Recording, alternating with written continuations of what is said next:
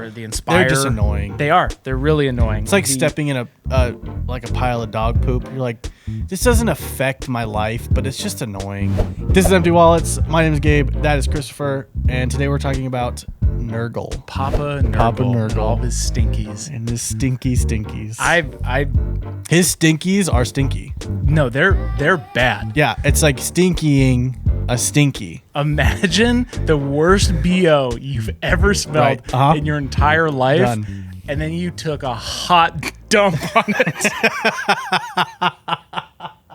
Gross. I am disgusting. Gross. This is not getting in the video. It could. It might get in the video. I'll pray about it. I'll probably put it in the video. I'll sneak it in there. Oh, we'll see. Okay, so here we are. Papa Nurgle. Tell me about Nurgle and his stinkies. Sure. What types of stinkies does he bring to the table? Well, first of all, the main reason why I bought this army. Yes, sorry. No, it's okay. Let's talk about why did you pick Nurgle? I purely bought this army because I liked the models. I didn't really look into how they worked. I didn't look into the mechanics, none of like the cycles of corruption, their dastardly ward. Mm-hmm. I didn't look into any of that stuff. I straight up was like, I love Rodigus. I want that model. How do I build things around him? Right. Which I don't even play him that much anymore. I don't think I've ever played you against Rodigus. I don't think so, yeah. Because I will get into that. But I take them... I have enough to take them demons or mortals or a combo. Right. But anyway, so Papa Nurgle... I keep doing this. He gives the gifts. He gives gifts. And also the gifts of the stink. Diving into their backstory a little bit. I love that Nurgle, the god Nurgle, his whole thing is that he's super generous with the gifts he gives. It's literally his thing. And it is like plague and diseases. But he's so happy to give his children the disease. I'm no joke. I've spent so creepy. a couple hours the other day just diving into it. So that's very anyway, cool. So he gives gifts. That's kind of his whole thing. The stinkies. The premise of the army is that they're slow and they just dwindle you the whole game. I've realized when playing this army, you forget how much disease you're giving out by turn 2 or 3. And I think the opponent sometimes forgets. I always forget. You're just like, oh, okay, you don't need to heal that disease point off. And then turn 3, I'm like, oh yeah, that's 7 disease points. And I roll for 4s. Right. And they're mortals. It is very frequent when the battle shock phase comes and you're like, all right, you've got 7 on this guy. I'm like, 7? How did you give me 7? And it's wild. And I play them a specific way. We can get more into that. Yep. But I like them purely for the hobby. Yep. I was very against painting when I started playing all of this.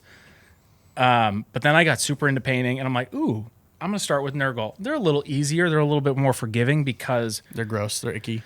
If you mess something up, you can cover it up with slime. They're not clean. All of mine have this little slime effect I put on there. Well, I mean, even a week ago, I know. You slapped a nice old glob of gray on the back on accident. I was so mad. Yeah. I've never audibly cursed louder in my entire life. I was fuming. But then you just put Nurgle Stinky on it and you're fine. Yeah, it's okay, great. That was intentional. Yes. See how you can do that? You were toning the color. Yes, that's right. Using your grays as a nice tone. So anyway, I bought them purely because I liked how they looked. Yeah. I started with demons. Then I got really into the army and demons are okay, but then I really started getting to the mortals the Blight Kings and the Lord of Plagues, the Blight Lords on their big rot flies. So, and their drones and the drowning men and all of that. So anyway, that's how I started with Nurgle. Yeah. Cool. So let's get into how they play because that's why we're here, Chris. We spent all that time. Yes. So about things that I can kind of start. We're talking about things that don't matter. No, what matters is how they play. This is true. No, this is true. No, actually, I think that is very cool to be able to pick an army and to say this army is just cool and I just want to play them. Yeah, and I think that that's something that doesn't always work in Age of Sigmar. I think it works really well with Nurgle because Nurgle just looks dope and a lot of their stuff works. But it's also that's also part of why we do this is to just pick what we want, what looks cool, what we're like, that just looks fun to have on the table. I think at the end of the day, that's what it really is. Yeah, and then you kind of realize as you start to do that, you come up with, oh, okay, now I really like how this army plays. Yep. Now what should I do to actually make it be a little bit more competitive, right? Yeah. So talk about Puppet Nurgle and what kind of abilities he gives his children. So the biggest thing to talk about is the cycles of corruption, right? And these... So there's 6 cycles, and basically you roll off at the beginning of the battle to see where the cycle starts, right? Okay. There's the first one, which is a ward of 4. Sorry, not roll off. You roll a dice. I roll a dice. Sorry, we're not competing against what. If you roll a dice to see what number we're on. Yep. And during the whole battle, and there's 6 of them, it gives you a different trait during that battle round. And then after that battle round, it will advance, right? So the hard thing about that though, it's not consistent, right? Right. So you could start on stage 3. Yeah, 2 or 3. Right? And then it'll go to 4, then it'll go to 5, then it goes to 6, and it goes back to 1. Yep. And I found that 1 and 6 are my favorite. Okay. They're all good because they're just like, they're really annoying, right? Like, for example, number 1 takes my disgusting resilience, which is my ward of 5 for the entire army, and just makes that a 4 for everybody. And it's just annoying, right? So annoying. Like when all of those mortal wounds are coming at me, because Age of Sigmar has a lot of mortal wounds. Yep. It's like, just okay, 50% chance you don't here's take my them. save of 3. If I get my Blight Kings down to a save of 3, okay, 4 ward now. Yep. And then... So anyway, so that's number 1. Well, you're not saving its mortal wounds, but... Yeah, I'm sorry, you're right. I meant in general. Do you even play this game? Do you even know what game we're talking about? I don't even know. See, I didn't even care.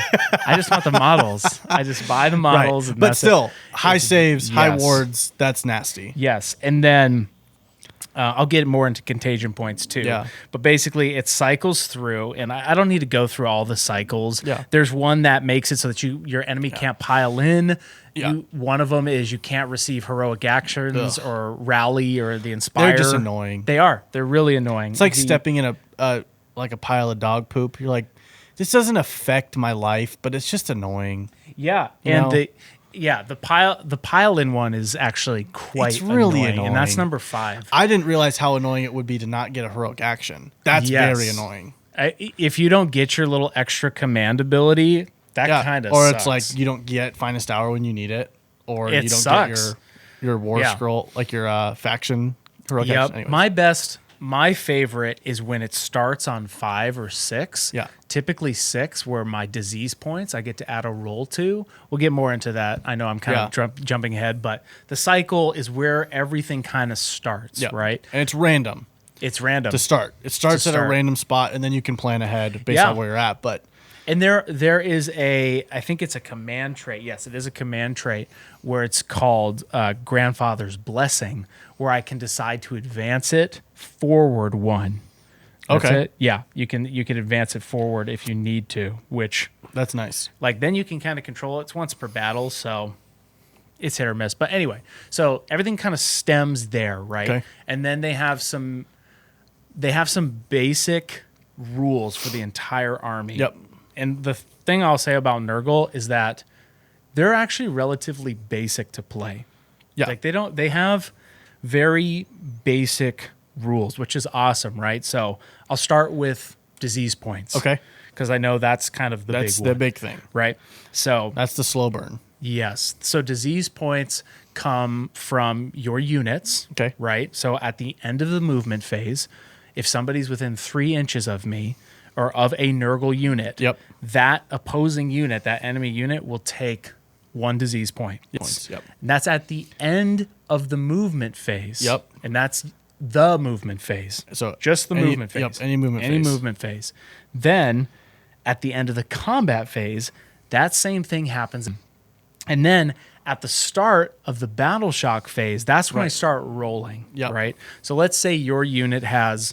4 disease points by the end of all of those shenanigans, right? And that's just from, you can get disease points a boatload of ways. Yeah, that's just from being near stuff. Just being near my stinky little stinky self. boys. I will take 4 dice, and I'm looking for 4s, and if I roll a 4, for each 4, you take a mortal wound. Right.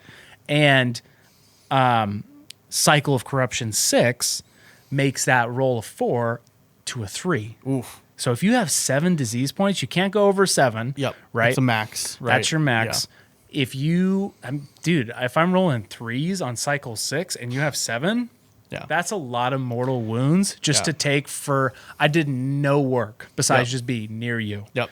And that's just from that. Yeah. And then once I take those wounds, though, it gets reduced. It goes back to 1. Yep. Unless you heal it. You have to heal a point off, which that's where I feel like I get my opponents a little bit. Because people heal all the time, but they just like, I'm just going to heal rather than get this little dumb disease point off, right? Yep. And it just kind of sits there, right? Yeah. It's like you got a little cough, you know? Yeah. You're like, oh, it's nothing. And then 5 days later, it's, you know, it's killing you. You don't have a leg or something like that. You've it's like, oh, I'm fine. Limbs, yeah. So that's how disease points work. Okay. You get disease points from a bunch of other stuff. I take an army faction called the Filthbringers, which makes the Rotbringer Sorcerer. You can bring 3 of them as a Rot Coven. We'll get more into that. But that's how diseased works. To get disease again, you get a trait called, the army gets a trait called Diseased Weapons. Okay. So for every 6 I roll on an attack, and I think it's... melee only, right? No, it is missile weapons and melee weapons. Oh my gosh. But there's not a lot of shooting in Nurgle. Not how I play. There's some shooting. Yeah. I don't take a lot of shooting. Regardless, I take the big flies, right? The Blight Lords on the big flies. And they have so many little attacks. I just get 6s. You're going to get 6s. And if I take Blades of Putrefaction or something like that, I'll look it up. But that makes that roll of 6 a 5. Yep. So... overall, you just want to get disease points out on your enemy. Yep. That's just the slow burn. So that's another way to get disease points. And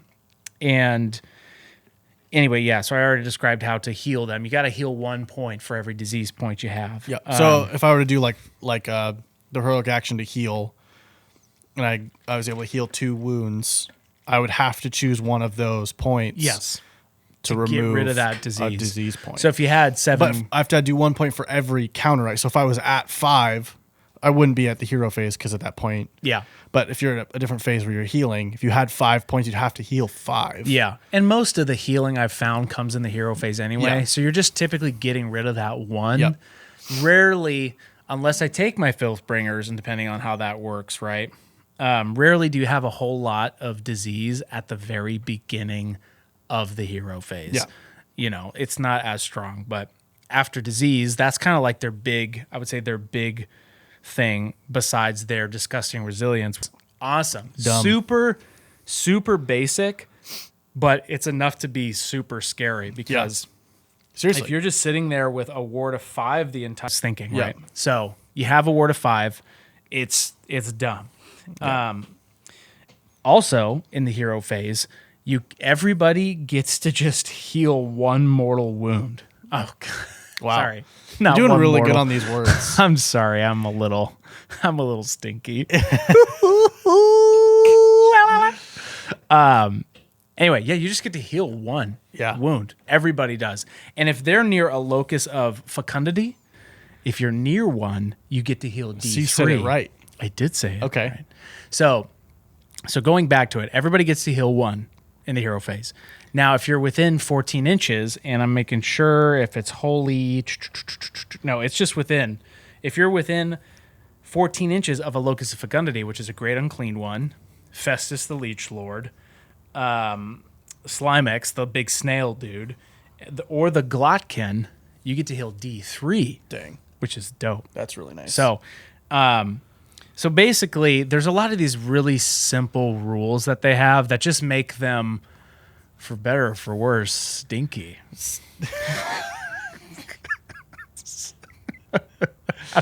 I hate that. It's just stinky. It's like stinky. That smells, man. Poopy. It does. And I haven't even gotten into their summoning demons. Yeah. Yes. Contagion points. Yes. So tell me about contagion points. Right. I know you don't. There are so you talked about this. There's builds that you can play to focus contagion points. Yes. You don't really do that. Honestly, you forget your contagion points half the time. Half the time I do, but the last couple rounds I'm like, wait a second. It's more because I'm a lazy player, but like the last 2 rounds I played, we played a round where we got to stage 5. Yep. Stage 5. Sorry. Dude, what are you doing? You don't play this game. I don't think you do. I was thinking of the cycle, then I got the battle round mixed up. Battle round 5. That's not cycle or round. I said stage. I know, but so I combined cycle and round to get stage. Stinky. It's the fumes in here, you guys. I don't know if you know this, but we have been piling garbage up for this specific army spotlight for weeks. Yeah. It's stinky. But anyway, contagion points. We got to a round where round we 5. decided to stop playing. It's true. Because it was a long battle, and we mathed it out. It was really close. It was very close. I was probably going to lose, though. But I had gotten to that stage where I could get 30 points, contagion points, where I'm just going to summon a great unclean one. How many points does it cost to summon a great unclean one? 30. 30. Okay. So how do you get these points? Yes. So the way I build and we'll go more into this, there's a reason why I got to that 30. Yeah. Because of I have a deep strike, right? Okay. So you get 3 points at the start of here.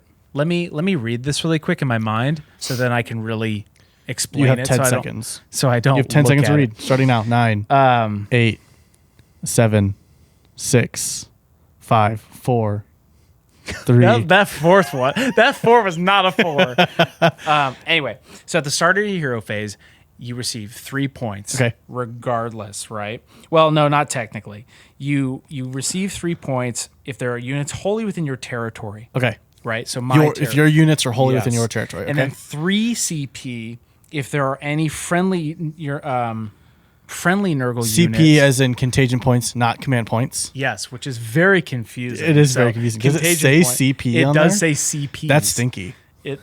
Oh, it's stinky. the way your face went up to stinky. Anyway, so you get a 3 additional if there are any friendly Nurgle units wholly within your enemy's territory, your opponent's territory.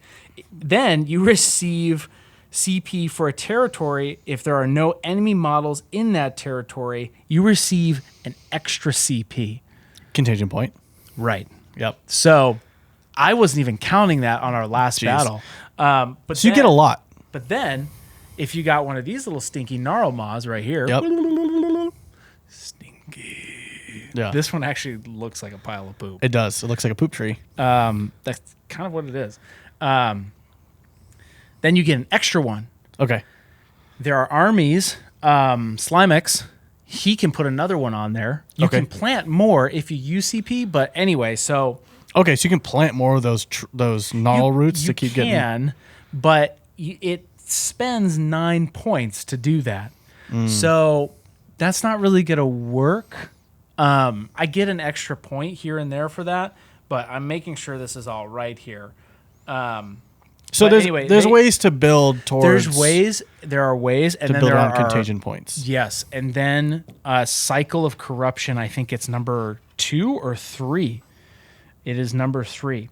At the start of the hero phase, you roll a number of dice equal to the number of current battle round. For each 4, you receive 1 extra contagion point. Oh, that's nice. So that one's okay, but what I've started to realize is like, okay, typically to get that 30 points, it's going to take a minute. Yeah. It's probably going to take you till battle round 5. I'm pretty new when it comes to really knowing how to work contagion points. So take everything I say about contagion points with a grain of salt. Well, we already know you can't play the game. Because this is my first day. Yeah. And I'm really stinky. Yeah. Anyway. Take a shower. Gross.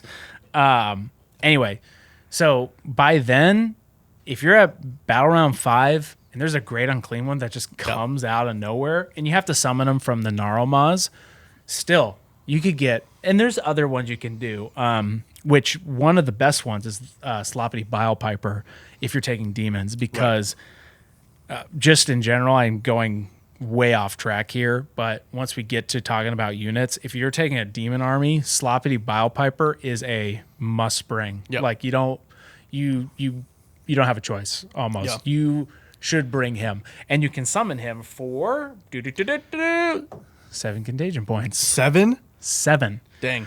So a lot of this stuff, I like to hold on to it though, right? Because if I can get to that battle round 5 and you just have like 25% of your army left and I bring a great unclean one out, that sucks. Yeah. So anyway, hopefully, like I said, I'm not the best at contagion points. I'm still figuring out how to really optimize those. And I'm probably out of that description botched how to get them. But regardless, that's basically their entire army when it comes to their basic traits. Right. So do they have any sub-factions? They do. Okay. So they do. Do you want to go through which sub-factions you usually like, which ones you're like, There are two. Well, no, I should say I have one favorite sub-faction, and that is the Filthbringers. Okay. Because I just love the idea of these 3 little stinky-ass witches just like boiling up together, be like, oh, what kind of stink we going to make today? So that's why I take Filthbringers. Which, heck, they're just so fun. Yeah. So basically, I'll start with Filthbringers. Okay. It makes your Rotbringer Sorcerer that lowers the points, and you can take 3 to make a Rot Coven. To make the Rot Coven, and then their points go down from 160 to 120. Wow. So basically, they become this little Rot Coven, and if they're within an inch of each other, right? So if you have 3 of them, I only have one right here. I took their heads off and put little skull slimy necks on them. Yeah. Gross. It's gross, but they're stinky. Yeah. They're so good. They, I'm sorry. I don't like where this is going. I don't either, but they stink. Yeah. So anyway, if they're within an inch of each other, you get +1 to your casting. Right. So if you have all 3 of them next to each other, that's +3 to your casting. Wow. And we don't really talk about seasons because these podcasts are kind of evergreen. But right now, with Primal Dice in season of July 2023. Yeah. That's for the next year. So That's for the next year. You get to, those Primal Dice make these are awesome on, because I was like, I before those came out, I'm like, this faction's okay. But now that they're out, I'm like, yo, you can really make them strong. This is the place to be. This is the place to be. So if I roll an 11, I add 3 to that for 14, a casting value of 14, and then I'm like, well, I really want this spell to go off, and I take one of my little primal die, because I put them in the battalion that gets me an extra one on a 3. Jeez. I could be rolling like a 17 on my casting roll, and what are you going to do about it? Unless you use a primal die or your Lord Croak, God bless America. Jeez. So I also like them because their main thing is that they make endless spells tainted. Ooh, so right. What that means is that my endless spells, for the sake of the Nurgle keyword, they gain that, which then makes them so that if my little endless spell is near you at the end of the movement phase and the combat phase, you get an extra stinky. You get a little stinky. That's right. So they count as Nurgle models, essentially, for the stinkies. So I will take basic ones that just have big bases, right? Yep. So, for example, those shards, I forget the name of them, but those we'll little take some that are 2, right? Yes. If both pieces are going to count towards that, because they're the model, right, gains that keyword. So they just get real stinky. Yep. And I've seen a bunch of people take different ones, but then you get whatever the endless spell does, right? Yep. Pendulum is really good to take right now, because now that just does D6 mortal wounds, and it has tainted. So you basically throw your endless spells out, and then if you just take good old purple sun, that's just like moving around all over like a big pile of poop. Big purple stinky. Big purple stinky. Oh, and it's stinky. Oh gosh. It's stinky. Okay. Anyway, so that's my favorite subfaction. Okay. Is there another subfaction you like to play? Or is that really the only way you play it? That is my mortals, right? Okay. If I'm going to take mortals, that's the one I'm going to take. Okay. I've tried the Glotkin, and I've tried taking like drowned men and blessed sons. Yeah. The drowned men allows you to, after deployment, but the first battle round, these stinky boys can move 8 inches. Oh, nice. Which is awesome. So I actually really like all of them. I don't take Drowning Guard or Droning Guard because I don't take any of the Plague Bearer plague drones, I think is what they're called. I don't take any of those. Okay. I only take the Blight Lords. Okay. And like Lords of Affliction. I only take those big rot boys. Munificent Wanderers is the demon one. Anyway, there's a battalion where you could take 3 Great Unclean ones, and Rotigus counts as one. Okay. But that subfaction, you receive 2 disease points instead of 1 for being within 3 inches of Maggotkin of Nurgle units. Ooh. Which are demons. Plague Bearers. A Plague Bearer host. Yeah. Right? So your little Plague Bearers, which I take, about 30 or 40 of those, those guys become extra stinky. Ugh. And then I'll put in Sloppity Bile Piper. Yeah. But typically, they are all pretty good. The Befouling Host is one that I want to try. That makes your Beasts of Nurgle battle line. Right. And you get an extra Gnarl Maw, basically. Okay. At the start of it. So you get a little extra contagion points there. And Slimix, the big snail dude, he seems to be really good with that, because then if you take that, you get the free one from that subfaction, and then he will get one where he can put another one. So you have 3 at the start of the battle. That's going to get your contagion points a little higher. Yep. Which then there's also a battle tactic that helps too. So anyway, I take Filthbringers typically because they're the most fun to me. Yeah.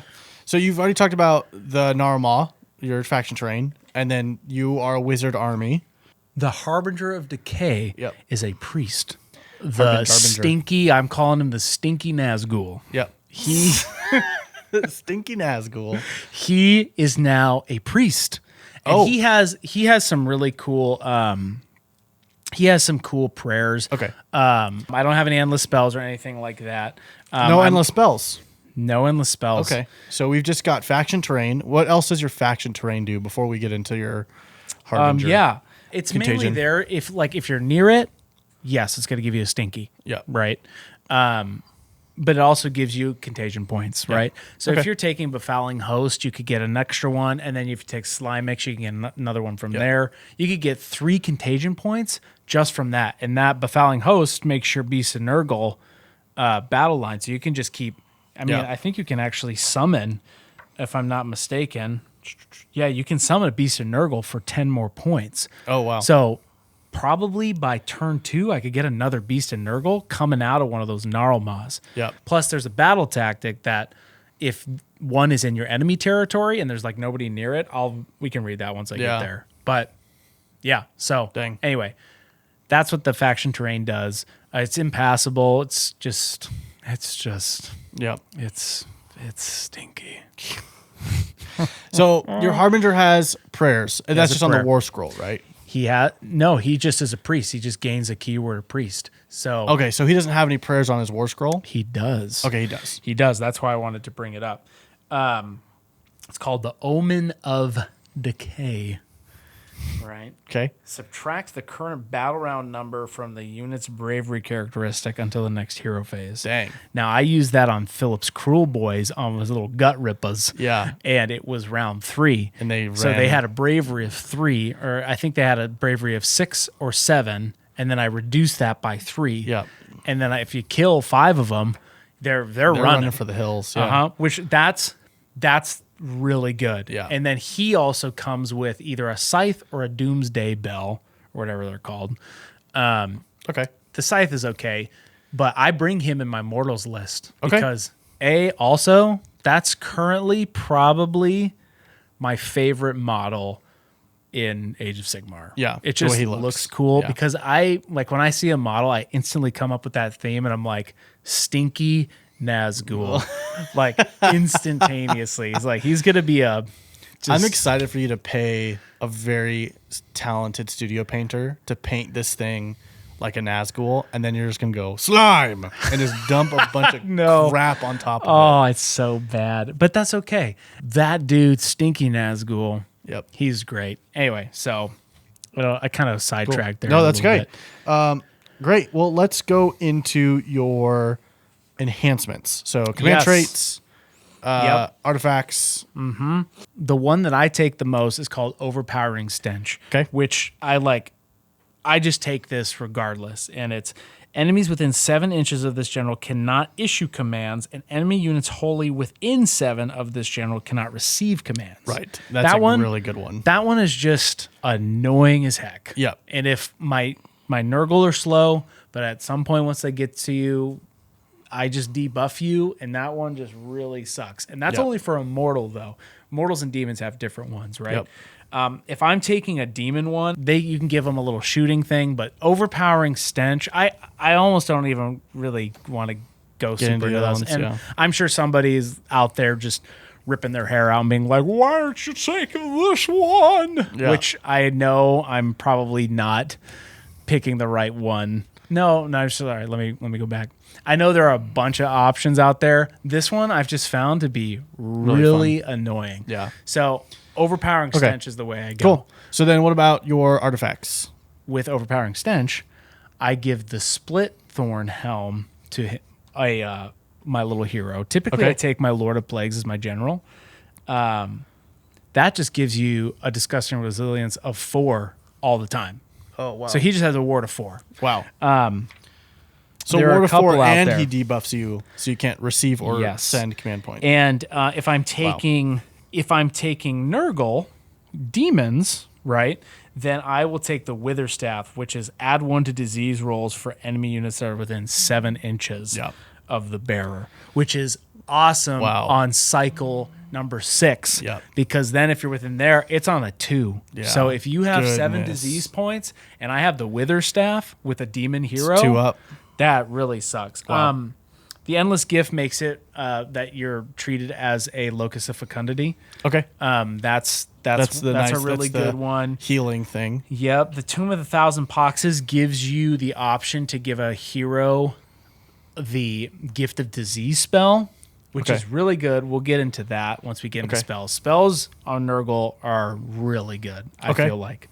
And then there's a couple other ones, but like I said, I'm not really taking a whole lot of them because some of them, like there's a flask. If I drink it, if I die, I become a beast of Nurgle and something like That's that. not cool. It is cool. They're cool, but they're not as good. I've realized Rustfang's another good one. Once per battle at the start of the combat phase, you can pick 1 enemy hero within 3 of the bearer, subtract 1 from save rolls against that target hero for the rest of the battle. Yeah, that one's good. But I've just found that ward of 4 all the time is rough. Super nice. And then obviously the Witherstaff. So. Yeah. Okay, so tell me about your spells, because you said you really like the spells. And because I take Filthbringers, your Rot Coven. I kind of take all of the spells, or most of them, I should say. The first one is Gift of Disease. Okay. Right? It's got a 21-inch range, and I pick a unit 21 inches away on a casting value of, drumroll, please, 6. I pick 1 enemy unit. I give them a disease point, and every unit within 7 of that unit gets a disease point. Wow. So that's 21 inches, and that is a consistent 6 on my Filthbringers. Well, you just need a 3 because you get plus 3 to the roll. And it's 21 inches. Yeah. So that is always going off, right? I use this is typically the combo I do, right? I will either bring. I like Spell Portal. People are kind of hit or miss on it. I still like it because a lot of the Nurgle spells are really short range. I still like it, but what I do is I summon my Spell Portal. Yep. Right. I'll send a lower bearing spell, like a low range spell through it. But I'll summon the portal, then I'll summon another endless spell either Purple Sun or Shards. Yep. Shards then can go through the spell portal. Or Yep. Purple Sun can go through the spell portal to give them not gift of disease, give them disease points. Yep. And then after that, for my third spell, I'll use gift of disease. So I'm just, most of them, I'm just getting that all about disease getting out, disease, right? yeah. Gosh, all of them are good. The Blades of Putrefaction is where I'll pick like a unit of Blight Lords. Or Blight Lords or Blight Kings, right? Yep. Their disease weapons become on a 5 instead of a 6. They're diseased weapons. Dang. So with the Lord of Plagues, I get to add 1 to the attack characteristic.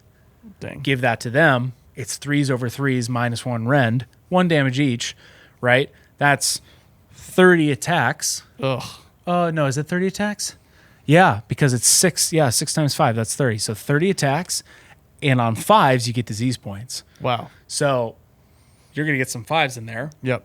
Plus all of your other shenanigans that I've already talked about. So that's a great spell. Jeez. So I'll give that to, Blight Lords, Blight Kings, whatever. The Filthbringers do the mortal stuff, right? But if I take a demon wizard, then I can give, it's called Fleshy Abundance, where I cast the spell and it has a casting value of 7. Yep. I pick a Nurgle unit and I have +1 to their wound characteristic. Oh, wow. That's pretty good on Plague Bearers, because then they get a wound characteristic of 3. Yeah. That can kill you because it'll go away your next hero phase, right? Yep. So if it, it could kill a model, but that one's really good. Flavored Poxes is good. The Stream of Corruption is good. The ones I mentioned are my favorites because they're really consistent, but most of these I like. So we've talked a lot about your units already. We've talked a lot about it. Talked a lot about your units already. A lot about my units. But let's talk about maybe some that you haven't talked about in detail, or just some extra little bits on the ones that you have. Yeah. So go. Tell me about. We've already talked about Rot Coven a lot. Mm-hmm. So tell me about some of the other units that you like to bring alongside them. Yeah. I went back and forth. I liked demons first. Yep. So I really liked demons first. And I'm like, okay, I'm going to try to bring the demons. They're okay. The demons are fine, right? If you're going to bring demons, always bring a Sloppy Bile Piper. I've tried Epidemius. I've tried a Poxbringer. I've tried the Spoil Pox. I've tried, honestly, almost all of these. A really good unit that I know a lot of people take that I haven't dove into are Nurglings. They are just... They can pop out from terrain pieces. Oh, that's cool. Around their map. They just have a lot of attacks. They're 5 to hit, 5 to wound. Yep. And that is not good. But you want those. They have 3, right? There's 3 models in a unit. So that's 15 attacks. You're just looking for disease points, right? So Nurglings are very good if you place them right. The one unit that I'll talk about a little bit that I just recently tried was the Maggotkin, which now is 600 points. Wow. I went down a lot. It went down from 700. I think it went from 700 to 650 or 640, and now it's 600. Wow. There's a wizard on it too, so you get two spells and 2 unbinds, right? Wow. The thing that makes the Maggotkin worth it is the Blight Crag, which is really I've not played any unit like this or really see this at much, but at the end of your enemy's movement phase, I can use this command ability, right? This command ability must be issued to another friendly Maggotkin of Nurgle unit and this unit, which is the Maggotkin. At the end of the enemy movement phase, the Maggotkin and that Nurgle unit can attempt to charge. Interesting. At the end of the enemy unit the movement phase, right? So on paper, that seems just really weird, but it's situational. Yeah. But it basically stops your opponent from charging you so that you can get a charge off first. Yep. And the Maggotkin has its own monstrous rampage. Or to chase something. Right? And you get to pick another unit too. Wow. So Blight Lords and Maggotkin could attack at the end of the enemy movement phase. Wow. you can't use, if I'm correct, you can't use a Monstrous Rampage twice because the Monstrous Rampages only happen at the end of the charge phase. Yes. So it's fine, right? But you're just closing a gap, essentially. That's it. And the Glotkin also has a really good Monstrous Rampage, Mountain of Loathsome Flesh, where it just does 5 stinky wounds on you. I think it's on a 2-up. Yeah. Gross. It's on a 2-up. Anyway, but also, that being said, the other thing is the horrific opponent. So at the start of the enemy movement phase, right, you must roll 2d6 for each enemy unit within 3 of this unit. If that roll is equal to or greater than that unit's bravery characteristic, that unit must retreat in that phase. But if it cannot retreat, it suffers d6 mortal wounds. Oh my gosh. So it's only 20 wounds though, which is kind of a bummer. It's a lot of points. It's 600 points. So how I bring it is my whole army stays the same. I either take the Filthbringers, the Rock Covens, and all their endless spells, or the Glotkin. Yep. Everything else about the army actually essentially stays the same. I just decide to do different combos. Yeah. And I got to play a couple more rounds with the Glotkin. It's also a dope model. Yeah. So anyway, I'm trying to find a way to make him. To incorporate him. So anyway, that's the Glotkin. Okay. My consistent units I take. Now, I kind of have dropped demons a little bit. Gone more the mortal route. Actually, I run all mortals now. Okay. So I take the Blight Kings. I also take a Lord of Affliction. I take the big Fly Boys. I take the stinky Nazgul. Yep. Sorry. Stinky Nazgul. Stinky Nazgul. I take a Lord of Plagues, and I just run a very tight-knit I was about to say a tight-knit community, which is kind of what they are. But it is. It's a little. They're so happy to be. You need to switch armies. That's great. It's getting to your head. I love that they just all love being sick. Which is great. They're just like, oh my gosh, get that seasonal flu, and they're happy. They're like, oh my gosh, I get to miss so much work. Yeah. It's just thank you, Papa Nurgle. Yeah. Anyway, so I take them. They are the downsides. They all move pretty slow, but I counteract that with my Lord of Afflictions being able to deep strike with a couple of the Fly Boys. So that's how I typically bring them. Filthbringers are kind of a hit or miss. They're not really in the. I've seen a couple people take them, but you just like the way they play with. I like how they play. Yeah, with all the stinkies. Yeah, I love the Tainted Endless spells. So that's kind of how I take mine. If you're gonna take demons, you gotta bring some great unclean ones. Yep. Those guys are your main boys. Now, unfortunately, he's not done painted at all. But Rodigus used to be a lot more points. Now he's cheaper than great unclean ones. Oh wow. Because he's not as good as the great unclean ones. He has his board wide thing. Yeah. I wish that was better. I really want Rodigus to be the best unit. Yeah. Because he's the named big guy besides the Glotkin, and he's really cool. He's just a wizard great unclean one. But they all are wizards. So they can all do 2 spells. Interesting.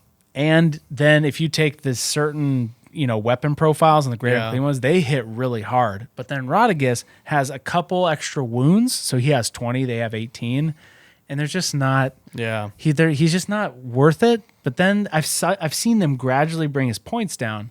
So now I can take 2 great unclean ones and him in the Nurgle battalion, and he kind of works within a demon army with Sloppity Bilepiper and a bunch of plague bearers. Okay. Let's go towards your battle tactics and grand strategies.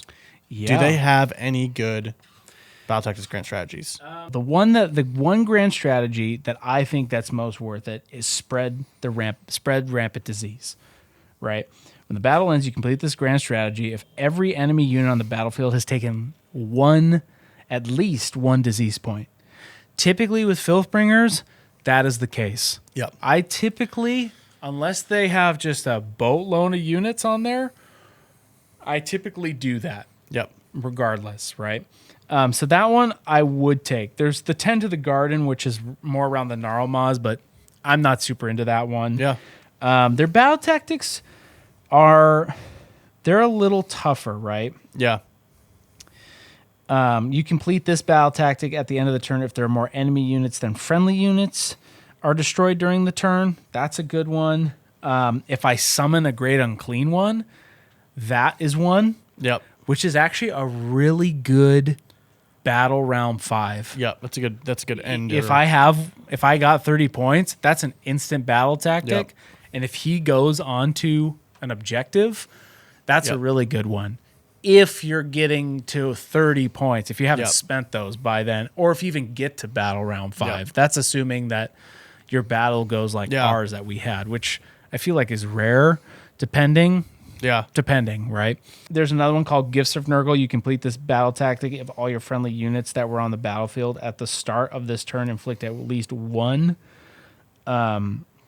disease point. That one's actually really tough. So no, the ones that I mentioned are the ones that I feel are good. There's one where if I kill 7 models with disease points, that'll work too, but that's a lot of models. You know, even though I can do a lot of damage, that's more towards like if I know I'm going to get a lot of disease points. And if I'm on cycle 6, right? And I have a Wither Staff if I happen to. Yep. Is there anything that we should know if I'm about to play your army or I'm thinking about picking up Nurgle? Yeah. What should I know ahead of time before I play against you? Or we can talk about that. Let's if you're fighting me, right? Be wary of the contagion points, right? Because you're going to bring something up. You're going to summon something. Something's coming, right? Yep. And if it doesn't, then it's going to get real stinky by battle round 5. It's going to get... So that's what I'm saying is... so that's that, right? That War to 5 is brutal. Yep. Right? If that becomes a War to 4 on cycle 1, that's even worse. The one thing I would mention to everybody who's playing Nurgle, remember the disease stuff. That will just creep up on you, right? Yeah. If you don't get rid of that, I'm just rolling. At some point, you're going to take a mortal wound, right? So you have to keep that in mind. The big counter for them, I feel like, is range. Everybody range damage. Everybody moves slow, except for the fly boys. But even then, I'm not taking a bunch of them. Yep. Everybody, my heavy hitters just move really slow. Yep. So it's going to take a couple rounds for me to get up to you, right? Yeah. So I would suggest, if you're fighting Nurgle, to consider taking the second turn. Okay. Because if I don't have now mine's different because I take Filthbringer, so I got magic coming at you, but that's just little disease points, right? I'm probably not going to get to you battle round 1, specifically with my Filthbringers. Now, if I was taking Drowned Men, that's different because then I could get to you. Right? But I have to think about, do I want to just take all these, flyboys and throw them in there alone? I'm not going to want to do that. I just did that against Filth the other day and I got wrecked. So I move really slow. But once you get stuck in, that's when you start really feeling it because they do a lot of damage, a lot of disease points. They don't sometimes do big damage. I just get you to that 7 real fast. Right. So if let's say I did 3 wounds on you only, right? That round. But you have 7 disease points on you. And I roll 5 4s. That's 8 damage that you've taken. You do almost more damage with your disease than regular attacks. And that's what I found. Like, to go off of that is don't discount the disease points because they look small on paper. They are rough. So if you're going to play Nurgle, really make sure you're getting that disease out because that's kind of their whole shtick. Their whole stinky shtick. Gross. Cool. Was there anything else that you want to mention about Nurgle? I talked a lot about Nurgle. You did. I feel like a lot of Nurgle. A lot of stinky Nurgle. I think I just bathed you in the stink. You did. We've been bathing in stink and trash. Actual there physical might be trash. a dead body in here. There might. I don't know. Thank you guys so much for watching and listening to Christopher ramble on about his stinky Nurgles. The Nurglings. The Nurgles. Papa Nurgle. Yep. If you have any questions or you want to answer some of his questions that he had about his army, you can leave a comment down below. Also join the Discord. We have a fun community of people that want to talk about the army. Yep. Talk about rules. There's actually quite a few people who are painting some Nurgle. Yeah, there stuff are right now. And going off the Discord, we know we talk about it all the time, but the Discord is really fun. Yeah. We're finding that people are really interactive, and we just like talking to everybody. It's really fun to get your guys' feedback. In there you can kind of pitch like, hey, it might be cool to see this coming up or something like that. But anyway, definitely check that. We'll also have a 2,000 point list and a 1,000 point list for you down in the description. And you'll need to join the Discord to get access to the lists. That's right. And then, subscribe if you want to see more of this stuff, and just hang out with us. Hang out with us in Discord. Hang out with us in the video comments and all that fun stuff. Being stinky. Yeah, thank you for being real stinky. It's real stinky in here.